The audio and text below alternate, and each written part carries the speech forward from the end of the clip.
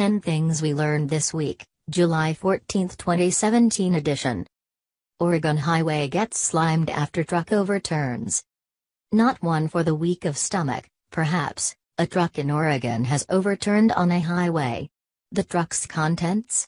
A full 3,400 kilograms of hagfish, an eel-like fish. Which means the entire road was covered in slime. The incident happened on Highway 101 south of Depoe Bay, and while nobody was injured, reports say multiple cars were affected. Insert your own fish pun here. Oregon State Police later tweeted, "In this heat. What is this going to start smelling like in the next few days?" Well, quite. Ferrari will be at London's Design Museum this winter. The end of November brings the inevitable arrival of Christmas shopping on your to-do list. But here's an idea: do your shopping in London, and you can nip off and spend an hour or two looking at Ferraris. In fact, cancel the trip to Oxford Street and just buy some clobber from the gift shop in the Design Museum. From 15 November, Ferrari, Under the Skin will be running, and it charts the Italian supercar maker's 70-year history. There'll be clay models of early cars, personal memorabilia of Enzo Ferrari and cars. Yes, lovely cars. We're not told which, other than they will be some of the most famous Ferraris to be seen on roads and racing circuits around the world. Get it in your diary. The Hyundai Genesis has left the UK. After a handful of years on sale, and a mere handful of actual sales, the Hyundai Genesis is no longer on the order books in the UK, reports online said this week. Should it be any surprise? When it cost £48,000 and used a 3.8-litre petrol engine. With no diesel on offer? Well, probably not. But it doesn't make us any less sad that a big petrol saloon with a niche badge can't catch a break on these shores. Our tears still haven't dried from the VW Phaeton's exit. Still, used bargains ahoy. The swiftest of online searches turned up a 17-plate car with less than 2,000 miles on the clock for £32,000.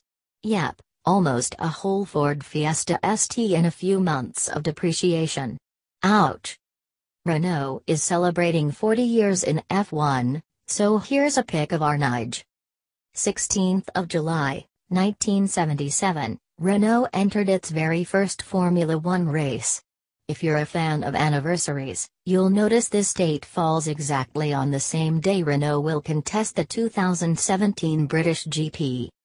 So to celebrate, here is a picture of Nigel Mansell, complete with a trophy and a mustache, atop the podium at the Mexican GP.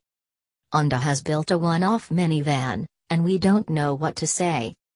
It's not often 10 things is lost for words, primarily because 10 things only exists in the world of words. How meta, but alas, today is that day.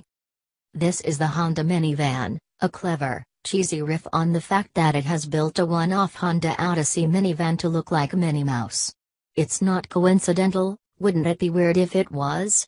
It's part of the Disney D23 Expo Ultimate Fan event.